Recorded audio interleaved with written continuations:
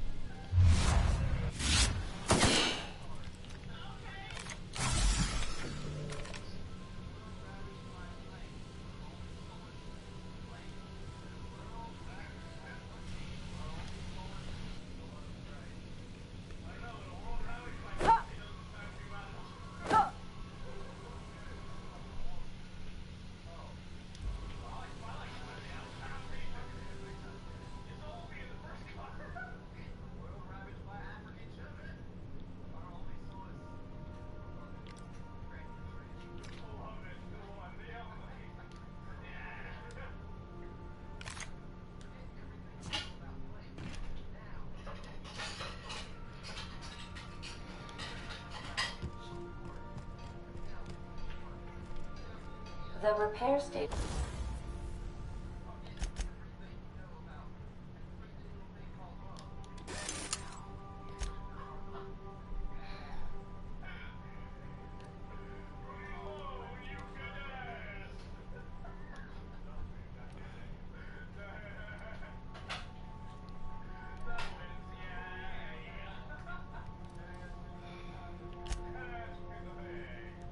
Is currently idle.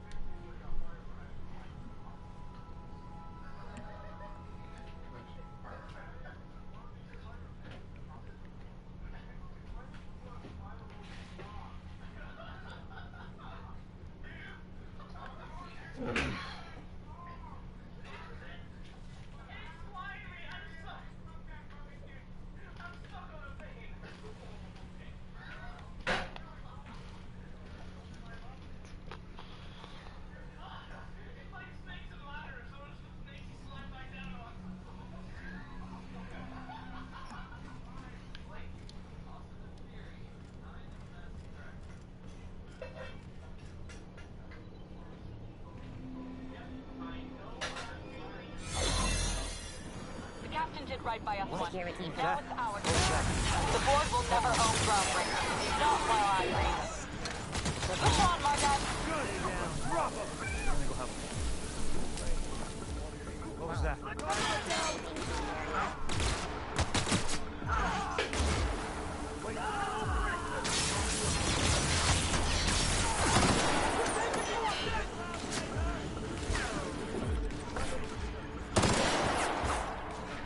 Take him down!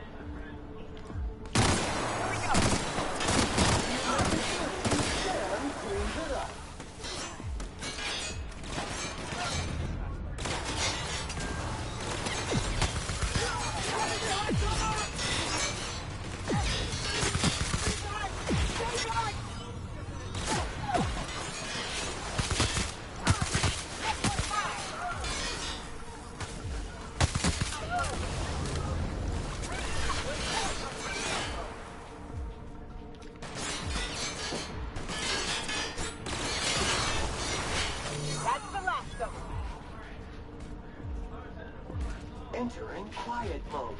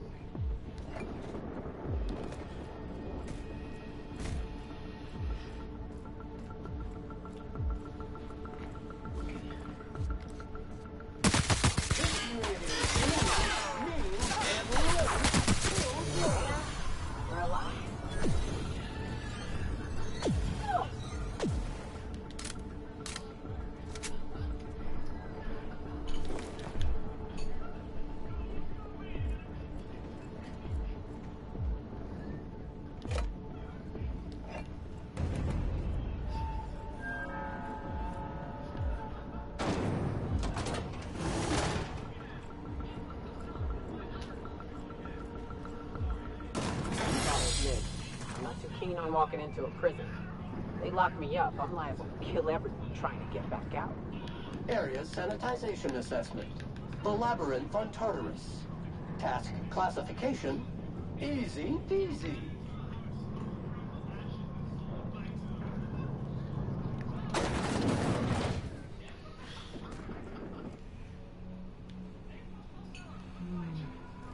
Would you like Sam to tidy up this area?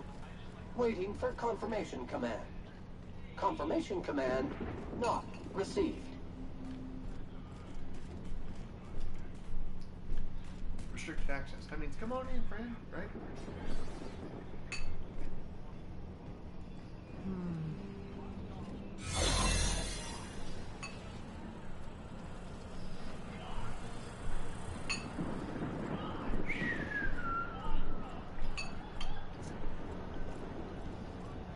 You get tired of patrolling?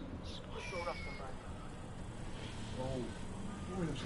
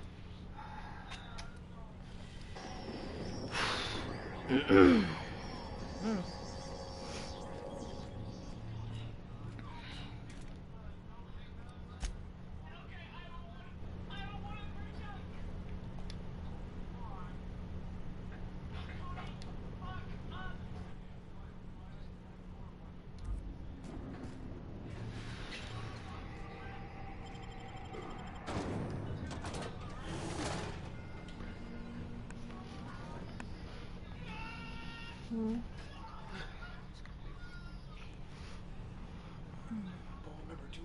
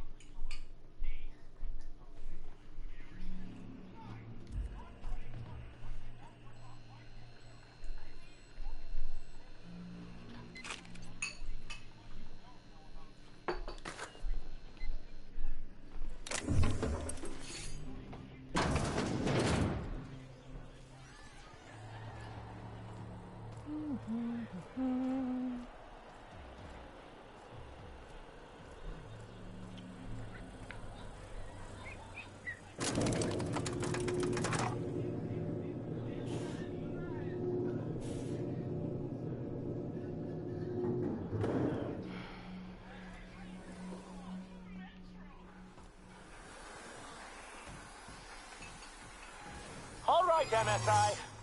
I'm not one for rousing speeches, but the captain needs our... You new here? I didn't think we were hiring more staff.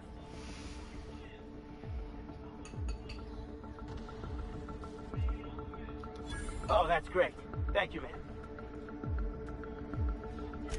Much appreciated. I'll get out of your way. Under fire!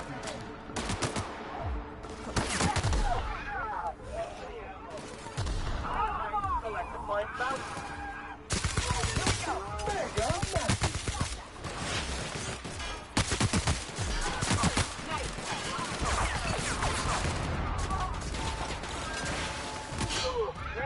company out.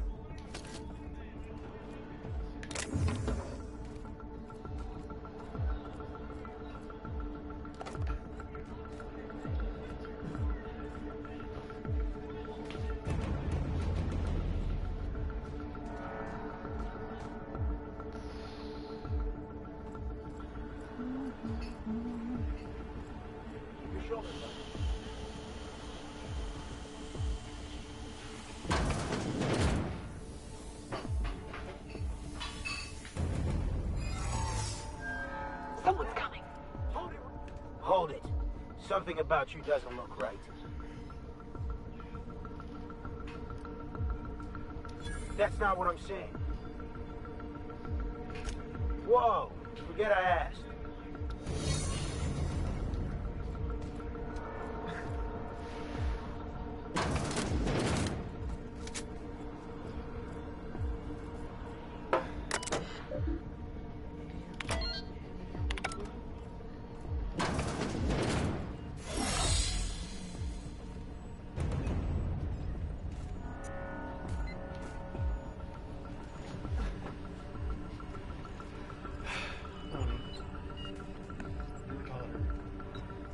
I have to physically move her and her blankets.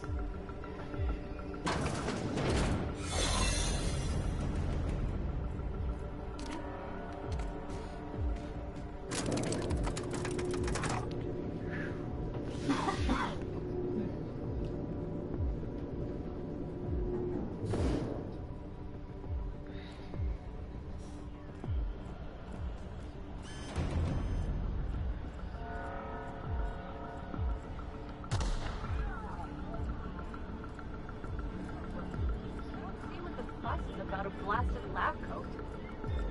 Fugitives and fugitive white. Let it go.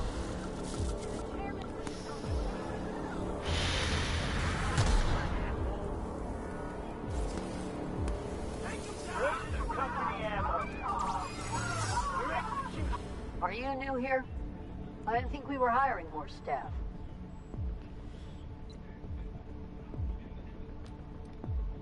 Oh, no. Don't tell anyone, please.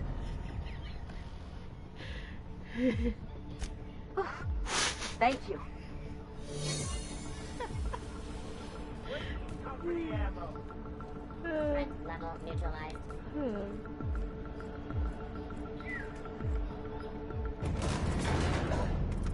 Difficult job ahead? Consider equipping a pack of Sam's special solvent stain-out remover. It's ruthless on residual blood splatter. Take a breath now, folks. Once we're out there, I suspect we ain't gonna have time to stop shooting.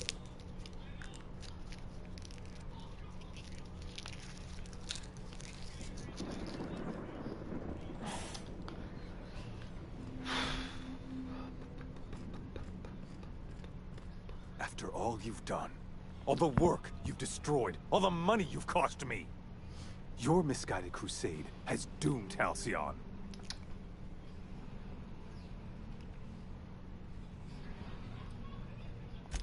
Idiot! I'm not the one marching to my death in a maximum security prison. In any other circumstance, I'd admire your boldness. In this one, however, I have only 2 words for you. Fuck off.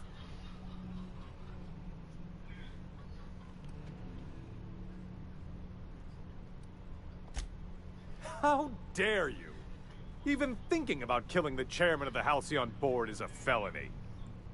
Thankfully, you're in a prison already. Find the nearest cell and wait until I'm done here. Then I'll drag you to the executioner myself.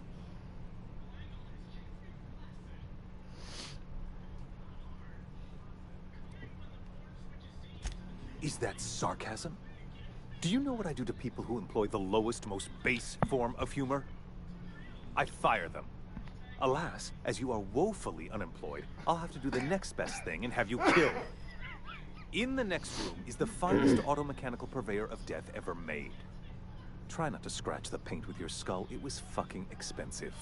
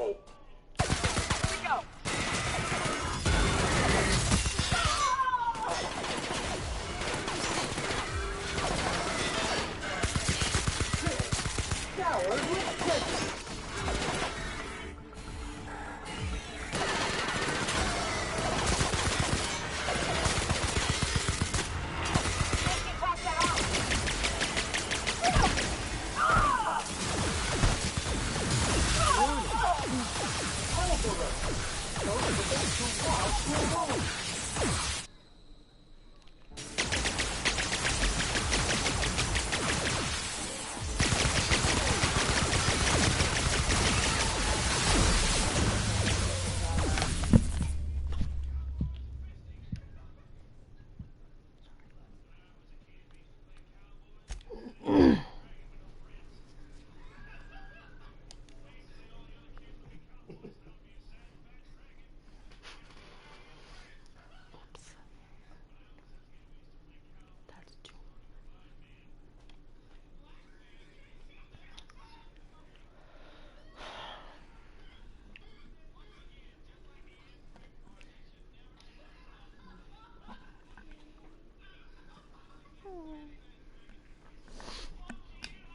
Like among the rocks.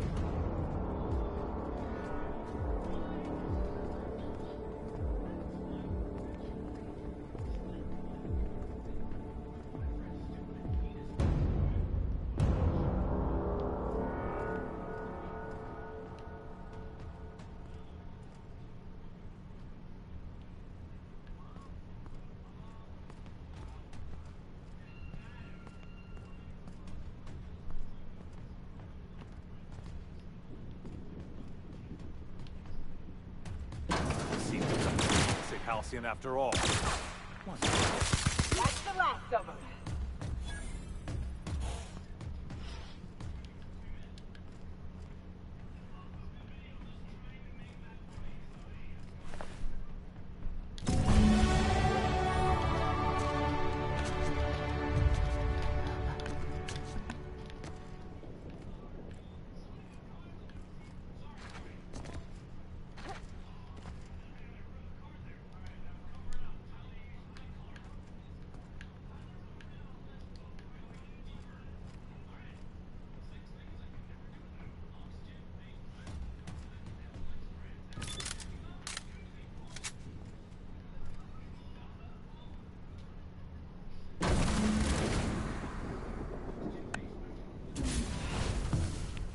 You don't know how glad I am to see you.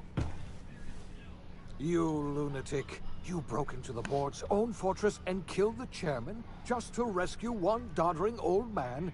You are absolutely out of your mind, and I can't begin to thank you enough.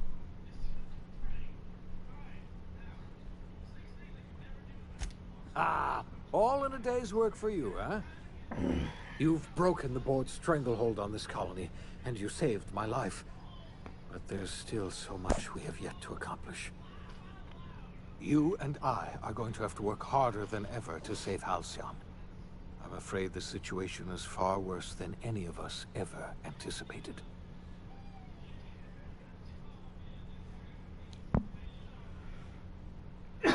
I would like nothing more than to celebrate this victory, but we have a serious problem on our hands. Earth has gone dark. We haven't received a single message in 3 years. There's been no communication, no signals, nothing. 2 years ago, the Earth's Directorate's frigate disappeared on their way back to Earth. We don't know what they discovered when they arrived, or if they arrived at all. So we've got to make do on our own. Seems to me that'll make us stronger in the end anyhow. You're quite right. We've got no choice but to make do on our own. We're in serious trouble, my friend. Do you know what this means for Halcyon? We can't rely on Earth for support anymore. We've been cut loose. We're entirely on our own.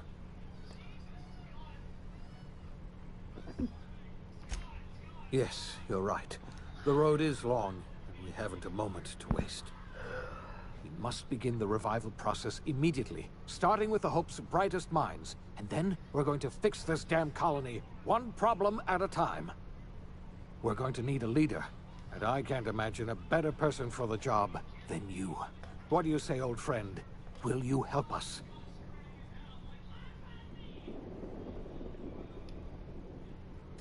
You won't hear a word of disagreement from me. When I revived you, I thought we were going to save this colony all by ourselves. But I was wrong.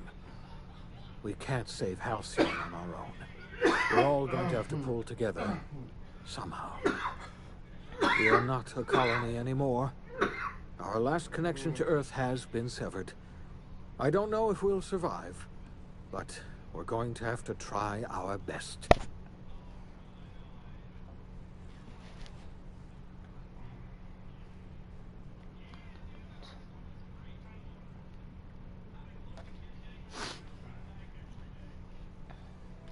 The OSI teaches that everything in the universe happens according to the grand plan. But the stranger that arrived in Halcyon was an unplanned variable. From the moment she landed in Emerald Vale, her actions altered the course of history. The events on Tartarus brought about the end of the board's authority. But the board's mistakes would haunt the colony for decades to come. The damage they left behind would require the work of a generation to repair. Dr. Phineas Wells began reviving a handful of the Hope's colonists. Engineers, scientists, technicians, and intellectuals. They were among the brightest minds the Earth had ever sent out into the stars. The Hope scientists and engineers woke up in a colony descending headlong into total collapse. With no way to return to Earth, they had no choice but to band together and devote themselves to the cause of saving Halcyon. The people of Halcyon were nothing if not hardy. In the absence of the board's authority, many of the colony's settlements banded together with a single purpose in mind: survival. Life was especially hard in the years to come. Some towns dissolved by attrition and starvation, but most of them found a way to carry on. In the years to come, Halcyon was forced to reckon with its newfound freedom. The board was gone, and for better or worse, the colony was responsible for its own destiny. Sanjar's civil liberties and worker-centric policies were slow to catch on with the other corporations. But as Halcyon began its long, arduous journey toward recovery, many of Terra 2's smaller townships started adopting MSI's alternative corporate structure, and eventually became entirely self-sufficient. In the coming years, many of these townships managed to eke by, where otherwise they might have starved. Sublight Salvage adapted to the changes in Halcyon, shifting their business model to suit the times. Their claims of legitimacy were scrutinized, but ultimately unquestioned. Lilia Hagen would continue to protect her family as ruthlessly as ever. The collapse of Edgewater left its workers bereft of any purpose in life. Most of them made their way to Adelaide McDevitt's camp, hoping to ingratiate themselves into her favor. Adelaide accepted only a few to her community. The rest were turned away and likely died of starvation. Nevertheless, Adelaide's camp grew into a well-established town. Adelaide McDevitt refused to cooperate with the ongoing effort to save Halcyon from collapse. A sympathetic deserter stole a copy of her research and delivered it to the Hope's scientists. It is unclear how useful Adelaide's research was. An optimistic estimate suggests her work may have bought Halcyon another few years of survival. Adelaide would never know. She died that winter. Under the leadership of Junlei Tennyson, the Groundbreaker held firm against corporate influence. The ship's mechanical stability gave Junlei the time to educate a promising generation of engineers, schooled in her family's traditions. The future of the Groundbreaker looks promising. The rediscovery of the Hope and the abandonment of the lifetime employment program forced Byzantium to come to terms with some uncomfortable realities about the state of Halcyon. While Byzantines were reluctant to surrender the luxuries they'd grown accustomed to, the board's diminished authority gave them little choice in the matter. Nearly everyone had to learn to make do with less. Some even had to get jobs. It was a dark time indeed. Your influence shifted Ellie's perspective. She finally admitted, albeit grudgingly, that she just might need other people.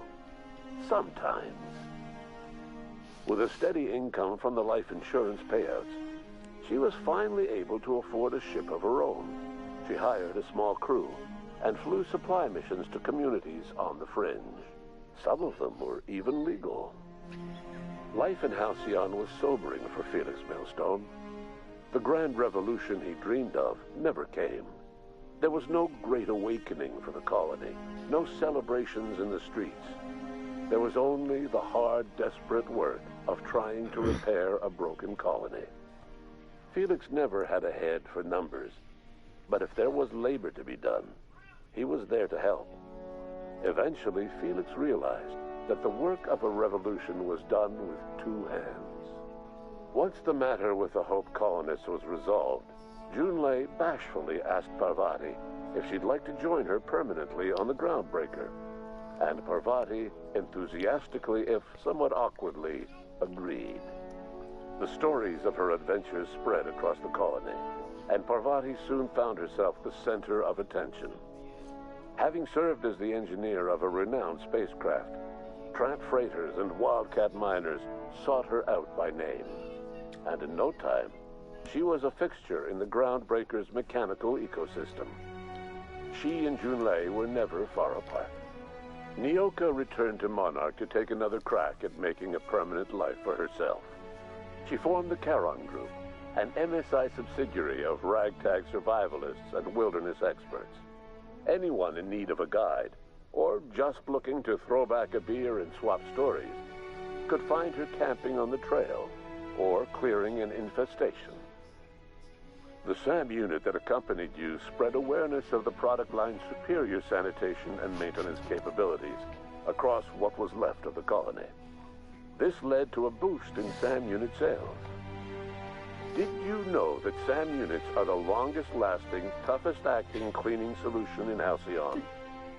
Minister Clark was released from house arrest, and his contact with you gave him a sense of renewed purpose and vigor. Once it became clear that no help would be coming from Earth, he threw his considerable efforts and talents into helping Halcyon manage the crisis before it. As for Dr. Phineas Wells, he spent his remaining years in his orbital lab, Though he was always haunted by the failures of his past, he was determined to make things right by building toward the future.